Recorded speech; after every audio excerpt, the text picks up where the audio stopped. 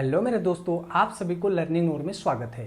आइए आज हम लोग इस वीडियो में देखते हैं चैप्टर 9 यानी 10th क्लास का एनसीईआरटी का चैप्टर 9 को हाइट एंड डिस्टेंस यानी त्रिकोणमिति का अनुप्रयोग एप्लीकेशन ऑफ ट्रिग्नोमेट्री। तो वीडियो में आगे बढ़ने से पहले आपसे रिक्वेस्ट है कि अगर आप लोग इस चैनल पे नए हैं तो चैनल को जरूर सब्सक्राइब करें, वीडियो को लाइक करें और नोटिफिकेशन बेल को ऑन करें, जिससे आने वाले वीडियो का नोटिफिकेशन आपको मिलते रहे। क्यों मैं बोल रहा हूं? क्योंकि इस वीडियो में हम लोग क्वेश्चन 5 तक देखेंगे। मतलब पार्ट 1 में 5 क्वेश्चन, सेकंड में 5 क्वेश्चन और थर्ड में 5 क्वेश्चन। मतलब ये सारे वीडियो आपको बाय पार्ट 5-5 क्वेश्चन के मिलेंगे। क्लियर? तो चलिए हम लोग शुरू करते हैं। शुरू करने से पहले कुछ 2-4 चीजें को ध्यान में रखते हैं। क्या? तो हमने पिछले वीडियोस में बता रखा है basic concept of height and distance को। अगर आपने वो वीडियो नहीं देखा तो मैं आपसे पुनः रिक्वेस्ट करूंगा, again and again bar bar request करूंगा कि उस वीडियो को जरूर देखें जो कि प्लेलिस्ट में है। अगर आपने वो वीडियो देख रखी है तो मेरे को पूरी उम्मीद है कि यूनियन कोण और अनुमान कोण का कॉन्सेप्ट क्लियर हो गया होगा। अगर नहीं देखा है तो प्लीज उसको देखें, जिससे आपका यूनियन कोण और अनुमान कोण का कॉन्सेप्ट क्लियर हो जाए। जब ये क्लियर होगा तो ही ये चैप्टर समझ में आएगा। क्लियर? तो चलिए हम लोग क्वेश्चन नंबर 1 से शुरू करते हैं। देखिए हमारे पास पेपर है, आपको स्क्रीन पे क्वेश्चन मिल जाएगा। क्या है क्वेश्चन में? बोल रहा है सर्कस का एक कलाकार। देखिए क्वेश्चन शुरू करने से पहले एक और चीज का ध्यान दे दे कि क्वेश्चन में जो चीज बोले, जो बोले आम लीची कद्दू कुछ भी बोले, उसका डायग्राम हमको बनाते चलना है। अब बोलेगा सर्कस है तो सर्कस बनाए, नहीं, समझने वाली चीज है कि हमको क्या डायग्राम बनाना है। तो हम लोग देखते हैं क्या क्या डायग्राम बनाना है। बोला है सर्कस का एक कलाकार एक 20 मीटर लंबी डोर, इतना तो हम बना सकते हैं, 20 मीटर लंबी डोर पे चढ़ रहा है। चढ़ रहा है, चल नहीं रहा है, चढ़ रहा है। चढ़ना का मतलब ऊपर जा रहा है, और कोई ऐसे सीधा तो नहीं चढ़ जाएगा। चढ़ने के लिए कोई स्लोप चाहिए, तिरछा चाहिए। तो 20 मीटर है, कितना है लंबा? तो 20 मीटर है, डोर पे चढ़ रहा है। और जो अच्छी तरह से तनी मतलब बंधी हुई है और भूमि पर सीधे लगे खंभे के शिखर से बंधा हुआ है। मान लो कि ये एक सीख खंभा है। क्लियर? इससे क्या है, खूब अच्छे तरीके से बंधा हुआ है। ये खंभा हो गया ऊंचा। खंभा कैसा है? सीधा खड़ा होता है भाई। क्लियर? खंभे के शिखर से बंधा हुआ है। यदि भूमि स्तर के साथ डोर द्वारा बनाया गया कोण, ध्यान से देखो, ये भूमि हो गया मतलब जमीन हो गया, इससे बनाया गया कोण 30 डिग्री है। कितना डिग्री का है? 30 डिग्री है हो तो खंभे की ऊंचाई ज्ञात करें। मतलब इसकी वैल्यू क्या होगी? खंभे की ऊंचाई सपोज डेट मान लेते हैं, ये ए है, ये बी है, ये सी है। कौन सा कोण, कौन सा एंगल बन गया? तो आपका न्यून कोण बन गया। कौन सा है? अब ध्यान से देखो, कोई शिखर पे देख रहा है मतलब चढ़ रहा है, तो नीचे से ऊपर देख रहा है कि ऊपर से नीचे देख रहा है? यही कंसेप्ट है। तो नीचे से ऊपर देख रहा है, तो ये कौन सा कोण हो गया? यूनियन कोण हो गया, मतलब कि एंगल ऑफ एलिवेशन। क्लियर? तो अब बताइए कि आपका क्या क्या दे रखा है? एच दे रखा है। मतलब क्या है? ये तो मान लो हाइट हो गया, हाइपोटेनस वाले एच जो मान लेते हैं, ये सपोर्ट एच, इसको कैपिटल एच मानते हैं नहीं तो कंफ्यूज हो जाएंगे। ये स्मॉल एच इसलिए मानते हैं कि ये हाइपोटेनस वाले। क्लियर? तो अब बताइए आपका एच की वैल्यू दे दिया, थीटा की वैल्यू दे दिया। आपसे क्या पूछा है? ध्यान से देखो, एच यानी कि पी की वैल्यू, लंब की वैल्यू पूछा है। तो लंब की वैल्यू किस में होती है? तो साइन थीटा में। तो क्या हम sine theta is equal to P by H लिख सकते हैं? इस पी की वैल्यू क्या है? आप कहेंगे सर यहाँ पे एच लिखा है, यानी लंब की वैल्यू क्या है? तो BC अपॉन एच की वैल्यू क्या है? एच की value 20 metre. Clear? Sine theta, sine 30 यानी साइन 30 की वैल्यू, यानी कि यहाँ और लिख लेते हैं एक बार कि क्लियर हो जाए। Sine 30 degree equal to BC upon 20 metre. Sine 30 की वैल्यू कितनी होती है? तो 1/2 equal to BC upon 20 metre. ये ऊपर जाएगा। क्लियर? तो 20/2 इतना तो आपको आता होगा, मेरे को उम्मीद है। क्लियर? तो BC बराबर क्या निकल के आया? BC बराबर 10 मीटर। मतलब खंभे की जो लंबाई है वो कितनी है? यानी खंभे की लंबाई कितनी है? तो 10 मीटर है। कितनी है? तो 10 मीटर आंसर। कुछ समझ में आया? कितना बड़ा क्वेश्चन, इतना बड़ा क्वेश्चन बना कितना में? टुच्चू सा। ये आता है, भर भर के आता है। बस इतना समझना है कि कौन सा कोण और कौन सा फार्मूला लगेगा। क्यों मैं समझ गया कि कौन सा फार्मूला लगेगा, आपका लंब निकालना था, यानी हाइपोटेनस कर्ण दिया हुआ था, तो लंब बटा कर्ण किस में होता है, तो साइन थीटा में होता है। मैंने basic concept of height and distance में बता रखा है। नेक्स्ट क्वेश्चन देखते हैं। चलिए मेरे दोस्त क्वेश्चन नंबर 2 को देखते हैं, क्या है, बड़ी मजेदार क्वेश्चन है।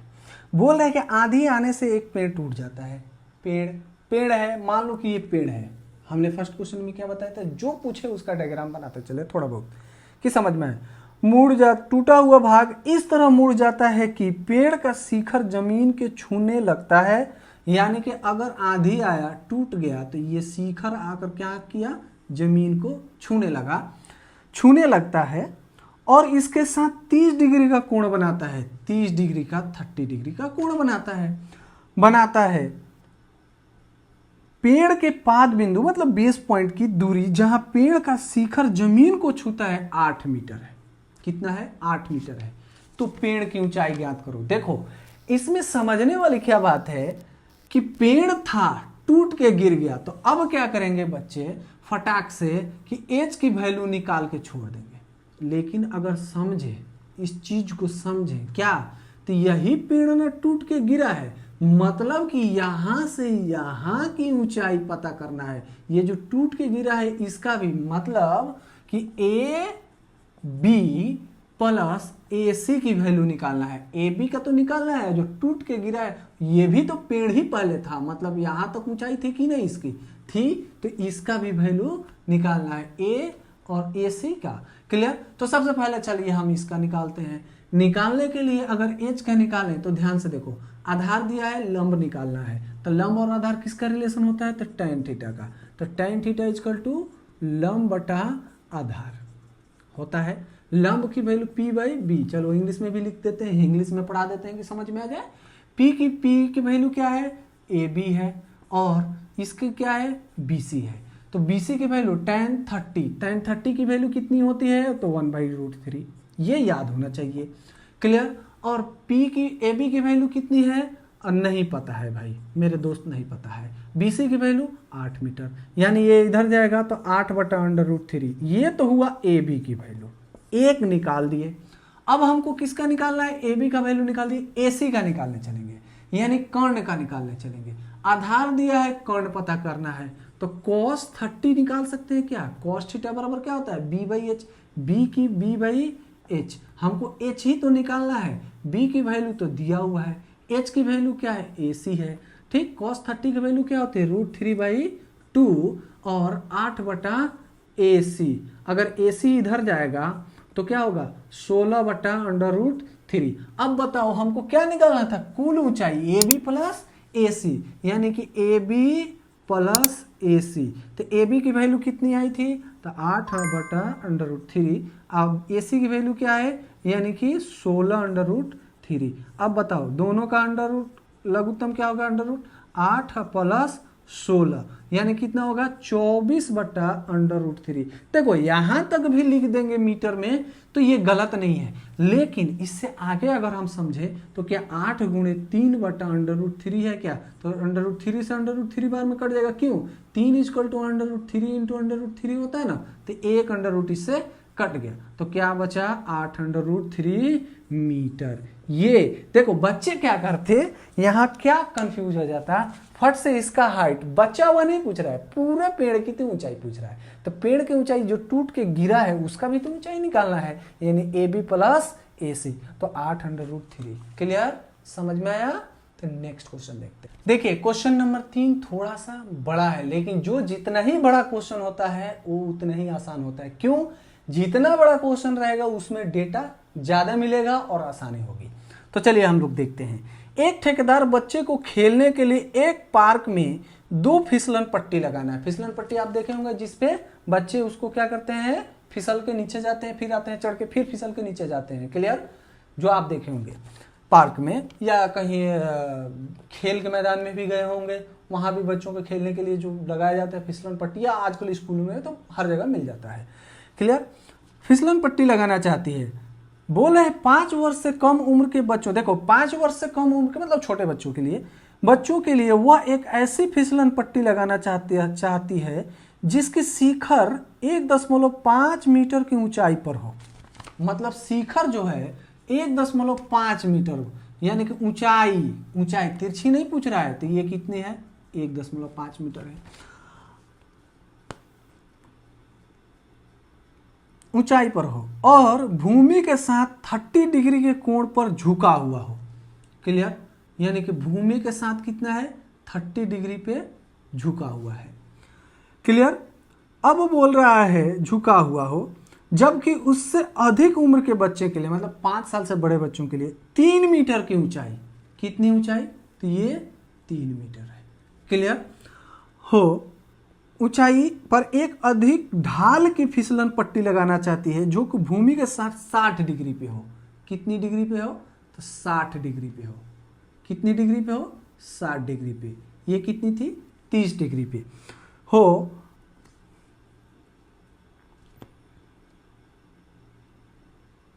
प्रत्येक स्थिति में फिसलन पट्टी की लंबाई क्या होनी चाहिए?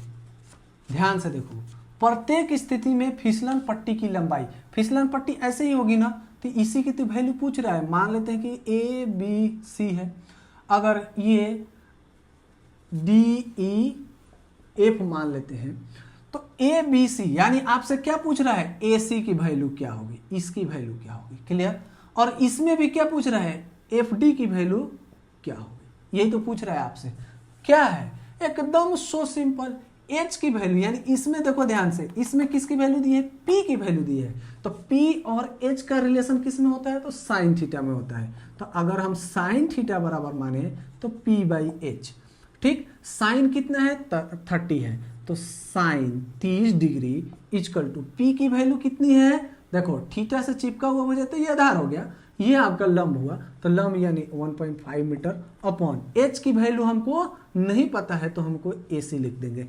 साइन 30 की वैल्यू कितनी होती है? 1/2 इक्वल टू 1.5 मीटर अपॉन ए सी। या ए सी बराबर बताइए 1.5 इंटू 2, या ए सी बराबर कितना हुआ? 3 मीटर आ गया क्या? इसकी वैल्यू कितनी आ गई? 3 मीटर।